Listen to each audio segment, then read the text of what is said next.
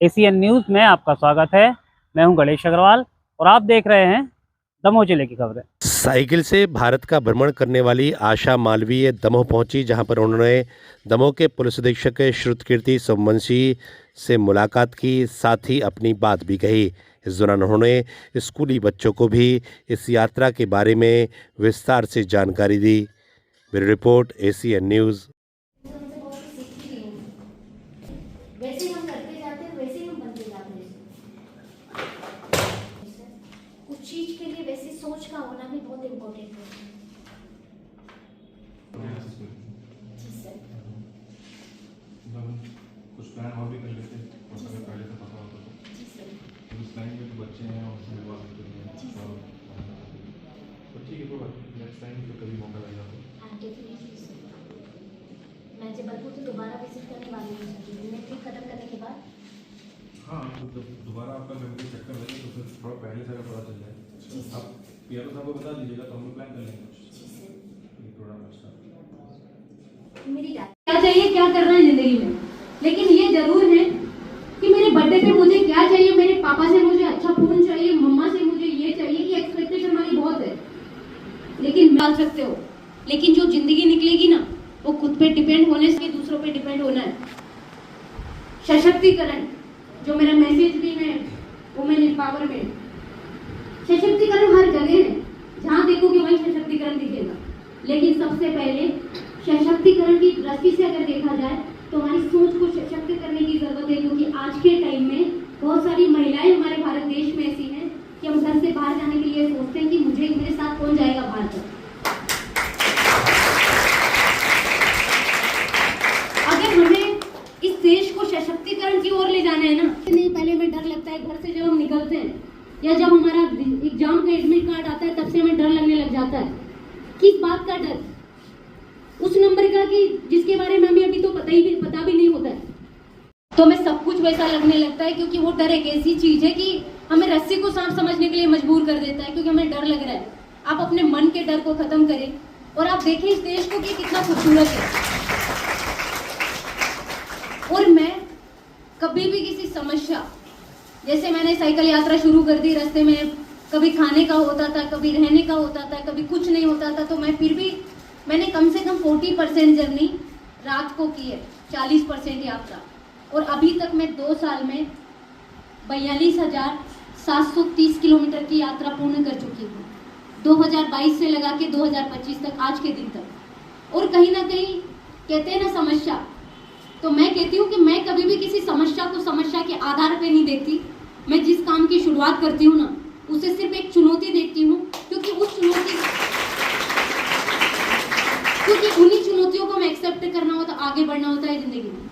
और आज मैं अपनी लाइफ में ये सोचती हूँ कि मेरे पास सिर्फ आगे जाने के लिए रास्ता है, पीछे जाने के लिए कोई ऑप्शन भी नहीं है। रास्ता तो छोड़ दीजिए आप, और आप एक अपनी जिंदगी का एक लक्ष्य बनाइए कि आज से आप अपने आप को 5 साल बाद कहाँ देखना चाहते हो, आप अपनी जिंदगी में क्या करना चाहते हो। अकेले कर सकते हो, शुरुआत करने की जरूरत है, उसके लिए वो माइंड सेटअप की जरूरत है। और जब तक आप किसी काम को शुरुआत नहीं करते हो ना, तब खुद के अंदर से शुरुआत जब तक नहीं होगी तब तक आप किसी काम को शुरू भी मत कीजिए।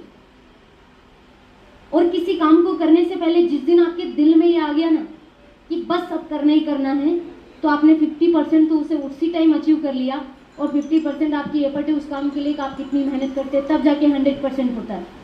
और मेहनत एक ऐसी चीज है दुनिया में कि जहां आप जाना चाहते हो ना, वहां ले जाके आपको खड़ा कर देंगे। मैं अभी कन्याकुमारी से 24 जून को निकलकर 26 जुलाई को कारगिल, 15 अगस्त को सियाचिन, 6 सितंबर को दुनिया का सबसे हाईएस्ट मोटरेबल रोड से साइकिलिंग करके दमोह आई हूँ। और मेरी यात्रा का उद्देश्य भी है महिला सशक्तिकरण और हमारे कारगिल विजय दिवस की रजत जयंती, जिसके उपलक्ष्य में ही मैं ये यात्रा कर रही हूँ। और मैं इससे पहले भी पूरे भारत की एकल महिला साइकिलिस्ट हूँ और स्पोर्ट्स में नेशनल एथलीट हूँ, नेशनल माउंटेनियर हूँ। कहीं ना कहीं मेरा पूरे आज के भारत देश में आज की महिलाओं को ये संदेश देना है कि जो महिलाएं सोच सकती है वो कर सकती है, सिर्फ सोचने की ज़रूरत है।